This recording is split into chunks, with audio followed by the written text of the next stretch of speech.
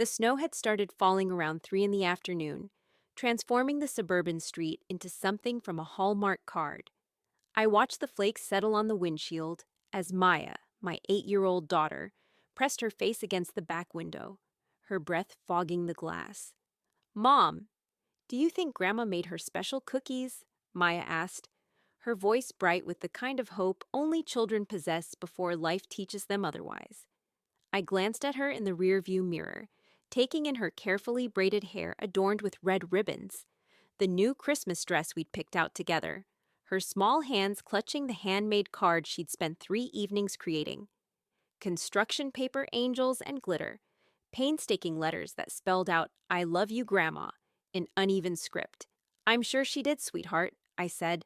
According to YouTube analytics, 99% of viewers are not subscribed. That's a huge number. By subscribing the channel that is completely free, you'll help support the channel and never miss fresh content. Though my stomach twisted with an anxiety I couldn't quite name. My mother had been distant lately, her phone calls shorter, her excuses for not visiting more frequent. But this was Christmas. Surely Christmas would be different. I pulled into my parents' driveway behind my brother Derek's oversized SUV. The house blazed with lights, every window glowing warm against the darkening sky. My father had outdone himself with the decorations this year. A towering inflatable Santa, icicle lights dripping from the eaves, a nativity scene illuminated in the front yard. "Come on, baby," I said, unbuckling my seatbelt. "Let's go see everyone." Maya bounded out of the car, her boots crunching through the fresh snow. She waited for me at the front door, practically vibrating with excitement. I could hear the noise inside already, my brother's booming laugh, Christmas music, the general chaos of family gathering. I didn't knock. This had been my home for 18 years before marriage, before Maya, before everything changed. I simply opened the door and stepped inside. The warmth hit us immediately, along with the smell of pine and cinnamon. My father appeared first, his face lighting up as he swooped down to embrace Maya. "There's my favorite girl," he said, lifting her into a bear hug that made her giggle. "How's my little princess?" "Grandpa, I made you something." Maya waved her card enthusiastically. "Did you now? Well, I can't wait to see it. Go hang up your coat, and we'll put it right on the mantle where everyone can admire it." I smiled at the scene, feeling some of my tension ease. This would be fine. Everything would be fine. My brother Derek emerged from the kitchen, his wife Rachel trailing behind him with their 2 boys, Connor and James. Derek clapped me on the shoulder in that awkward way of his, more obligation than affection. "Sarah, you made it. Thought maybe the snow would keep you away." "It takes more than a little snow," I said lightly. "Where's Mom?" "In the kitchen, putting finishing touches on dinner." He paused, something flickering across his face. "Listen, before you go in there," but Maya had already squirmed past us, heading for the kitchen like a heat-seeking missile toward her grandmother. I followed, that nameless anxiety blooming larger in my chest. My mother stood at the kitchen island, arranging cookies on a decorative platter. She wore a red sweater embroidered with snowflakes, her hair freshly styled, her apron pristine despite hours of cooking. She looked up as we entered, and I watched her expression shift, from concentration to something harder, something that made my breath catch. "Grandma!" Maya ran forward, arms outstretched. My mother took a step back. It was a small movement, barely noticeable, but I saw it. Maya saw it too. She slowed, her arms lowering slightly, confusion crossing her face. "Mom," I said carefully, "Merry Christmas." "Merry Christmas, Sarah." Her voice was cordial, the tone she might use with a neighbor or a store clerk. She looked at Maya, and her mouth pressed into a thin line. "Maya, I made you a card." Maya held it out, her enthusiasm dimmed but still present. "Look, I put angels on it because you said angels are your favorite." My mother didn't take the card. She glanced at it briefly, then turned back to her cookies. "That's nice. You can put it on the counter." The silence that followed felt suffocating. Maya's hand wavered in the air, the card trembling slightly. I saw the exact moment her smile began to crumble, saw her trying to understand what she'd done wrong. "Mom," I said, sharper now, "Maya made that for you." I said it was nice. My mother's voice had taken on an edge. "I'm very busy with dinner, Sarah. Perhaps you could take Maya into the living room with the other children. The other children? I repeated. Mom, what's going on? She set down the cookie platter with deliberate precision, her hands flat on the counter. When she looked up at me, her eyes were hard. We need to talk, privately. My father appeared in the doorway, his jolly demeanor replaced by something weary and sad. Linda, maybe not now. No, Richard, now. My mother untied her apron. Derek, can you watch Maya for a few minutes? My brother materialized as if he'd been waiting just out of sight. He wouldn't meet my eyes. Sure, come on, Maya. Let's see if Connor and James want to play that new video game Grandpa got them. But Grandma hasn't seen my card, Maya said, her voice small now, uncertain. Your grandmother will look at it later, my mother said, brushing past us toward the dining room. Sarah, come with me. I looked down at my daughter, at the tears beginning to well in her eyes, at the card still clutched in her small hands. Every instinct screamed at me to grab her and leave, to protect her from whatever was coming. But I couldn't leave without understanding. Go with Uncle Derek, baby, I said softly. I'll be right there. The dining room had been set for Christmas dinner, the good china and crystal glasses gleaming in the candlelight. My mother stood at the head of the table, my father hovering near the doorway as if ready to referee or flee. Someone want to tell me what's happening, I asked, though dread had already begun pooling in my stomach. My mother pulled out a chair and sat down with the air of a queen assuming her throne. I had lunch with Patricia Summers last month. Patricia Summers, my ex-husband's mother, the woman who had made my marriage a living hell with her constant interference, her poisonous suggestions, her campaign to convince her son that I was never good enough. Okay, I said slowly. And? She told me something very interesting. My mother folded her hands on the table. She said that when you and David divorced, there were questions about Maya's paternity. The room tilted. What? Patricia said David took a paternity test, that the results showed he wasn't Maya's biological father. That's not. Mom, that's absolutely not true. David never took any test. Patricia is lying. Why would she lie? My mother's voice was cold, clinical. What would she possibly gain from making up something like that? She hated me. My voice rose despite my efforts to control it. She spent 5 years trying to break up my marriage. She poisoned David against me at every opportunity. She wanted him to leave me. And when he finally did, because of her constant pressure, she needed to justify it. She needed a villain, and I was convenient. Patricia showed me paperwork, my mother said. Test results. They looked very official. They were forged. Mom, think about this. Why wouldn't David have brought this up during the divorce? Why wouldn't it have been part of the custody proceedings? Because it's not real. My father shifted uncomfortably. Linda, Sarah has a point. If David really believed Maya wasn't his, wouldn't he have fought for different custody arrangements? Wouldn't he have... He's being noble, my mother interrupted. According to Patricia, he didn't want to traumatize the child. He still loves Maya, regardless of biology. But the truth is the truth. I felt like I was drowning, like the floor had opened beneath me, and I was falling into some nightmare version of reality. You believe Patricia Summers over your own daughter.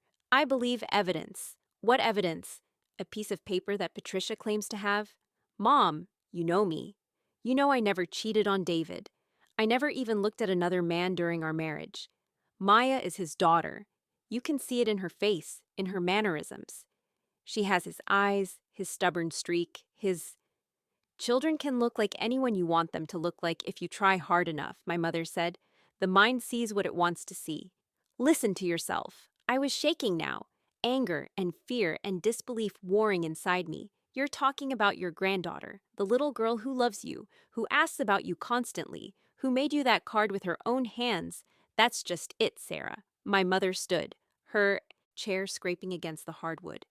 She's not my granddaughter. If she's not David's daughter, then she's no blood relation to me, to us. The words hung in the air like a curse.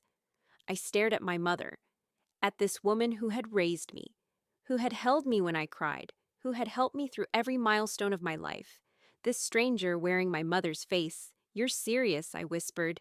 You actually believe this. I'm disappointed you lied to us for so long, my mother said, but I'm not going to enable your deception anymore. That child is not my granddaughter, and I won't pretend otherwise. Dad, I turned to my father, desperate. Dad, please, tell her this is insane.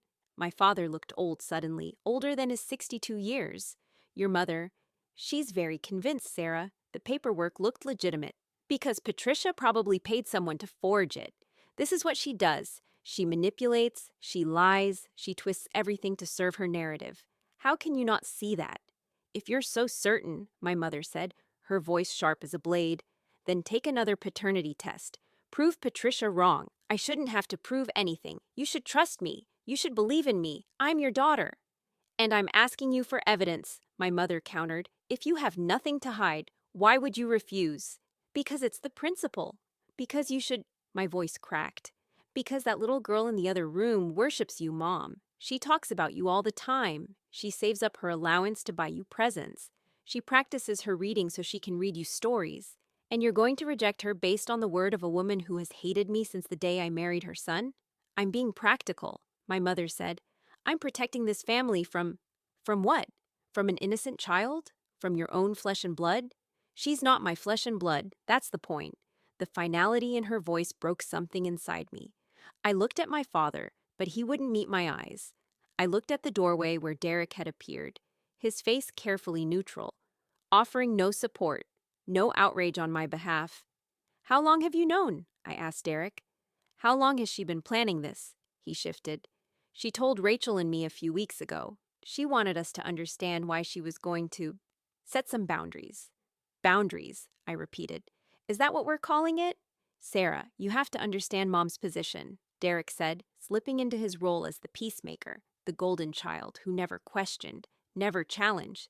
If there's doubt about Maya's paternity, there is no doubt, I shouted. There's only a vindictive woman's lies and a mother who's choosing to believe them. Don't you dare raise your voice to your brother, my mother snapped.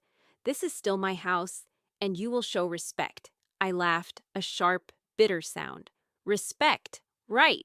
The respect you're showing my daughter, your granddaughter. She is not. The door to the kitchen swung open. Maya stood there, her face tear-streaked, her carefully braided hair beginning to come undone. The card was still in her hand, crumpled now from being gripped too tightly. Why doesn't Grandma love me anymore? She asked, her voice breaking on the words. What did I do wrong? The silence that followed was deafening. I watched my mother's face, waiting for her to soften, to realize what she was doing to a child. But her expression remained hard, unmoved.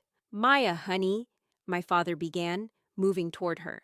Don't, my mother said sharply. Richard, don't. He froze. Maya looked at her grandmother, at this woman who had once been her favorite person in the world. I love you, Grandma. I made you a card. I put angels on it. Why won't you look at it? Maya, my mother said, her voice devoid of warmth. You're not my granddaughter. I'm sorry if that upsets you, but it's the truth. Your mother can explain why. I watched my daughter's face crumple, watched the light die in her eyes as the words sank in. She looked at me, confused and devastated, and I felt something fundamental break inside my chest. We're leaving, I said, my voice surprisingly steady. Maya, get your coat. Sarah, you're being dramatic, Derek started. Dramatic? I turned on him. My daughter just heard her grandmother tell her she's not wanted, that she's not real family, and you think I'm being dramatic. If you would just take the test, my mother said. If you would prove, I don't have to prove anything to you. I know the truth. David knows the truth. The only person who doesn't know the truth is Patricia Summers, and she doesn't care because the truth has never mattered to her. What matters is winning, and she's won. She's managed to poison my own mother against me, against my innocent child. I took Maya's hand. She came to me numbly, her body shaking with silent sobs. I led her toward the door, grabbing our coats from the closet. You're being unreasonable, my mother called after us. Sarah, if you would just listen. I turned back one last time. My mother stood in the hallway, flanked by my father and brother, the warm glow of Christmas lights haloing her head like some perverse mockery of a blessing. I feel sorry for you, I said quietly. I feel sorry that you've let hate and suspicion poison you so thoroughly that you can look at that beautiful little girl and see nothing but doubt. I feel sorry that you're willing to throw away 8 years of love because of a forged document and a lying woman's revenge. But mostly, Mom, I feel sorry that you're going to miss out on watching your granddaughter grow up. Because she is brilliant and kind and loving, and she would have adored you for the rest of your life. That was your gift, and you've thrown it away. I turned and walked out into the snow, Maya's hand tight in mine. We drove in silence for several miles, Maya crying softly in the back seat. Finally, I pulled over into an empty parking lot, unbuckled my seatbelt, and climbed into the back with her. I gathered her into my arms and let her sob against my chest. "Baby, I'm so sorry," I whispered into her hair. "I'm so, so sorry." "Why doesn't she love me?" Maya hiccuped. "What did I do?" "You didn't do anything wrong. Not one single thing. Grandma made a mistake. Someone told her a lie, and she believed it." "What lie?" "How do you explain adult cruelty to a child? How do you translate betrayal and manipulation into terms an 8-year-old can understand without destroying her faith in the world?" "Someone told Grandma that you weren't part of the family," I said carefully. "But they were wrong. You are absolutely part of this family. You're my daughter, and you're perfect, and I love you more than anything in the entire world. But Grandma said I'm not her granddaughter." "Grandma is wrong." I cupped her face in my hands, forcing her to meet my eyes. "Maya, listen to me. Being family isn't just about blood. It's about love. It's about showing up. It's about choosing each other every single day. And if someone can throw you away so easily, if they can look at you and feel nothing just because someone whispered poison in their ear, then maybe they weren't really family to begin with." "I don't understand," she sobbed. "I know, baby. I don't really understand it either." We sat there in the parking lot as the snow fell around us, as Christmas lights twinkled in the surrounding buildings, as the world celebrated a holiday about love and family and miracles. And I held my daughter and promised her that we would be okay, that we would survive this, even as my own heart shattered into pieces. The days after Christmas blurred together. I called David, Maya's father, and told him what had happened. To his credit, he was appalled. "That's insane," he said. "Sarah, I never took any paternity test. Maya is my daughter. I've never questioned that." "I know. Your mother forged the paperwork." He was quiet for a long moment. "I'll handle my mother, and I'm going to write a letter to your mother setting the record straight." "Thank you." "I'm sorry," he added quietly. "I know my mother made our marriage difficult. I should have stood up to her more. I should have protected you better." It was perhaps the most self-aware thing my ex-husband had ever said to me. Our divorce had been painful, but not acrimonious. David wasn't a bad man, just a weak one, too easily swayed by his domineering mother. We'd parted ways when it became clear he would always choose Patricia's approval over our marriage, but Maya had always been his daughter, undeniably and completely. David wrote the letter. He even managed to get his mother to write an awkward, bitter note, admitting that she had exaggerated the paternity issue. Not that she'd lied, not that she'd forged documents, just exaggerated. I sent both letters to my mother. She didn't respond. New Year's came and went. Maya returned to school, quieter now, more reserved. She stopped talking about her grandmother. She stopped drawing pictures to mail to her grandparents. She started having nightmares. I made an appointment with a child therapist. I learned about trauma and rejection, and the ways that adult cruelty seeps into a child's developing psyche. I learned techniques for rebuilding her sense of security, for helping her understand that she was valued and loved even when one person had made her feel otherwise.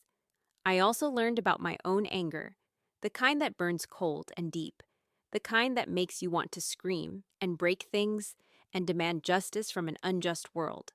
But I didn't seek revenge. I didn't blast my mother on social media or rally the extended family to my side.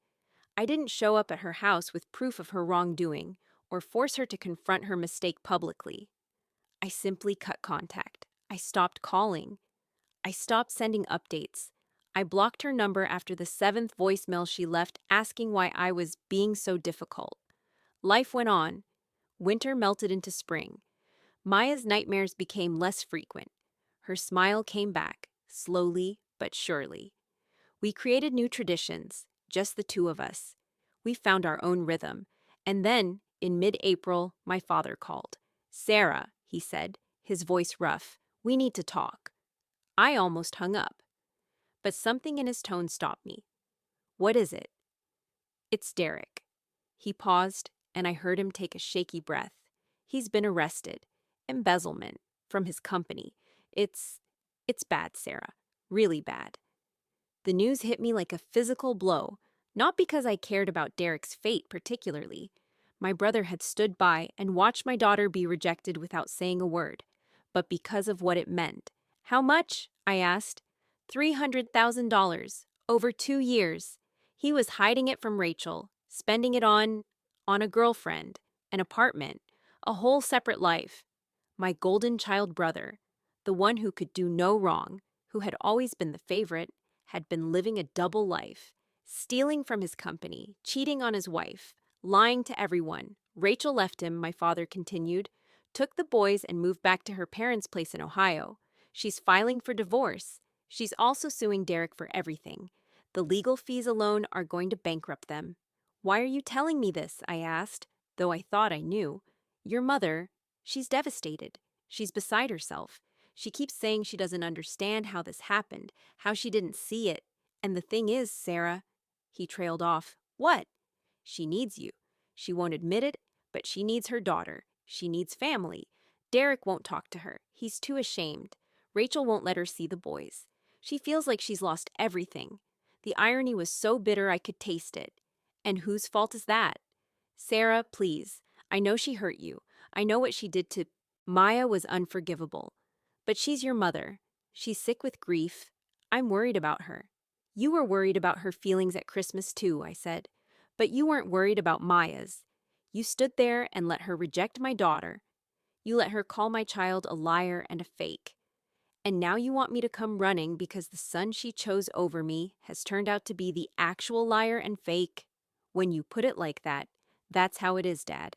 That's exactly how it is. He was quiet.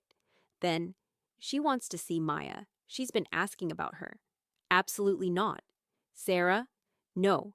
You don't get to call me after months of silence. Tell me my brother is a criminal and a cheater, and then ask me to hand over my daughter, like everything's fine. Maya is finally healing. She's finally starting to feel secure again. I'm not going to put her through that again. Your mother realizes she made a mistake. Does she? Has she said that? Has she called me to apologize? Has she sent Maya a letter explaining why she rejected her at Christmas? Or does she just want us back now that her perfect son has imploded and she needs someone to lean on? Silence. That's what I thought, I said. Sarah, family is the people who show up, I interrupted. Family is the people who choose you, who protect you, who believe in you even when it's hard. Family is not DNA or obligation or convenience. You taught me that. Or rather, Mom taught me that when she looked at my daughter and said, "You're not my granddaughter." She was misled. She chose to be misled. She chose to believe a woman who hated me over her own daughter. She chose suspicion over trust, doubt over love. And now she's experiencing what it feels like to have your family fall apart. Forgive me if I don't rush to comfort her. You're angry. I'm protecting my child. There's a difference. My father sighed heavily. What do you want me to tell her? Tell her the truth. Tell her that actions have consequences. Tell her that you can't reject someone and then expect them to come back when it's convenient for you.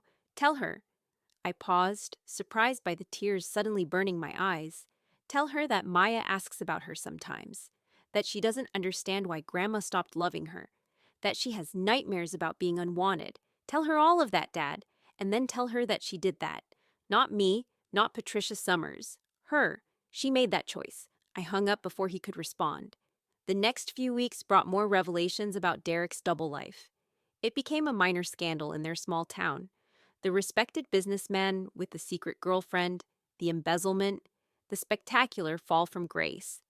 My mother, who had always been so proud of her son's success, had to face the whispers and sideways glances, the pity and judgment.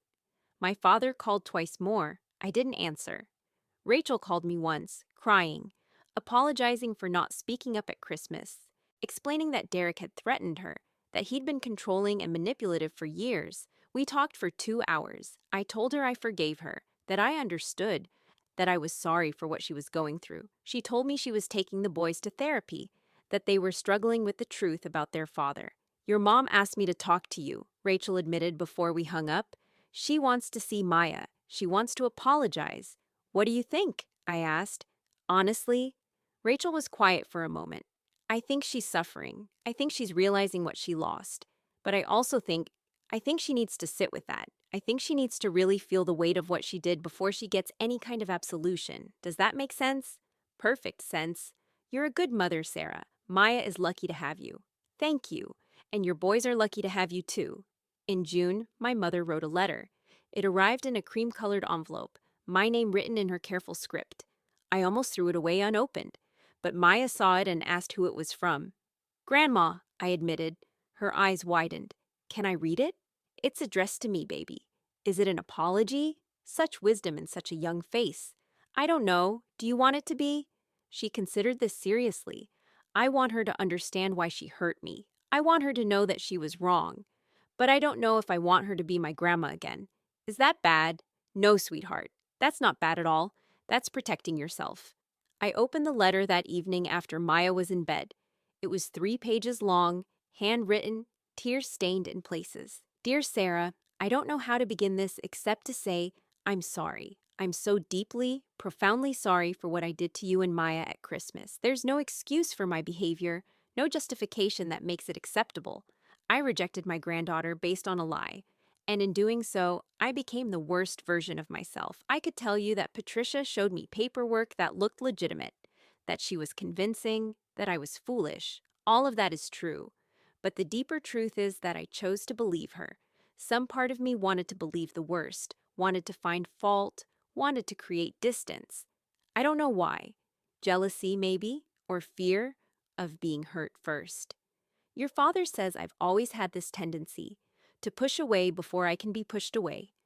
I just never realized I would turn it on my own family. The last few months have been devastating. Derek's arrest, his lies, the loss of my grandsons.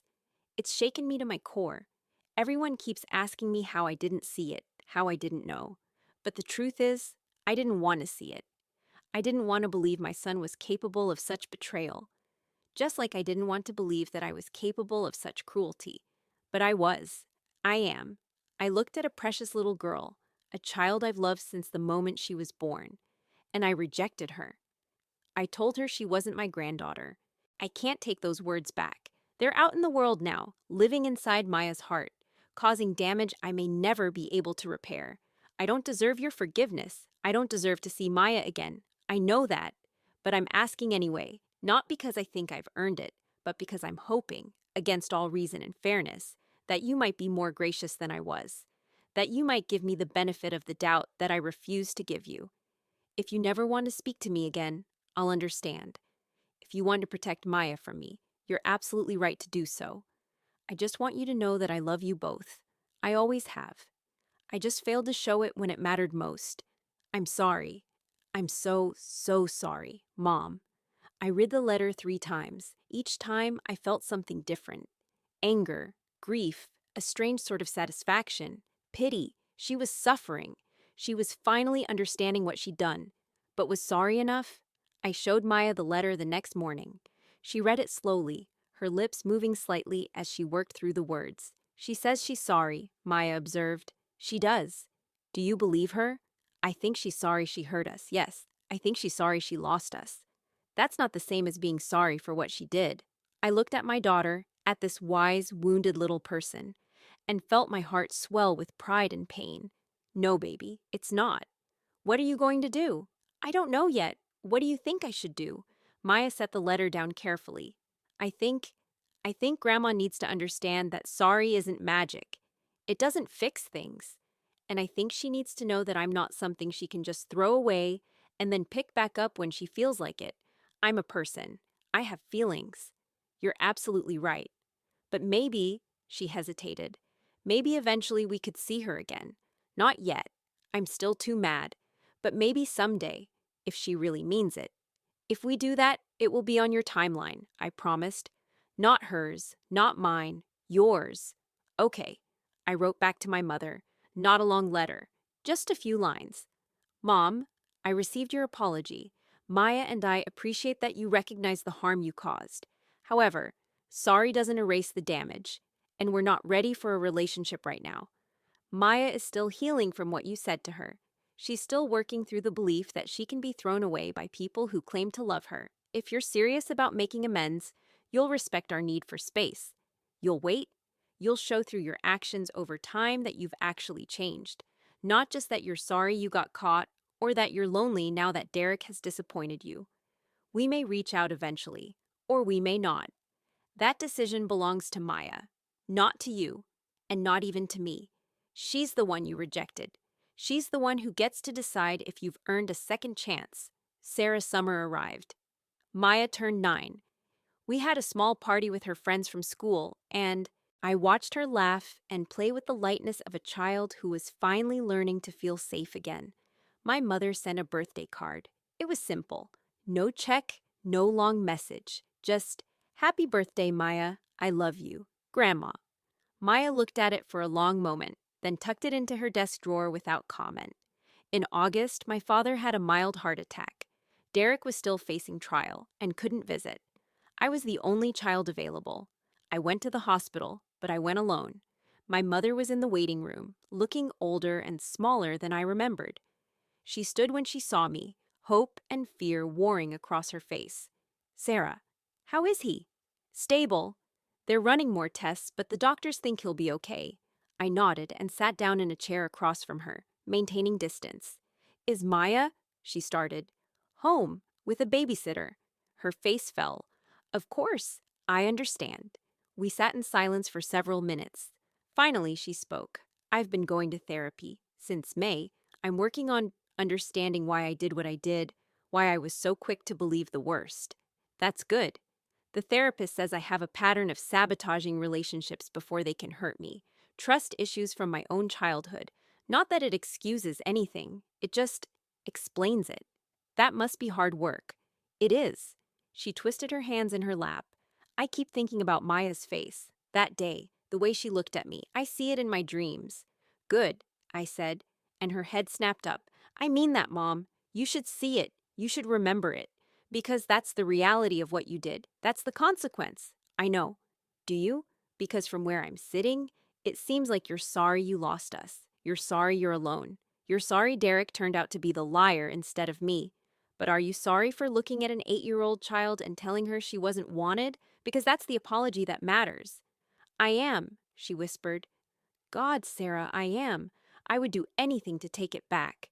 "But you can't. That's the thing about words, Mom. They don't go back in. They live forever." A nurse came out and told us my father was asking for me. I went in alone, leaving my mother in the waiting room. My father looked frail against the white sheets, monitors beeping softly around him. He smiled weakly when he saw me. "Hey, kiddo." "Hey, Dad, you scared us." "Sorry about that. Turns out stress is bad for the heart. Who knew?" He attempted a laugh, but it turned into a cough. "How's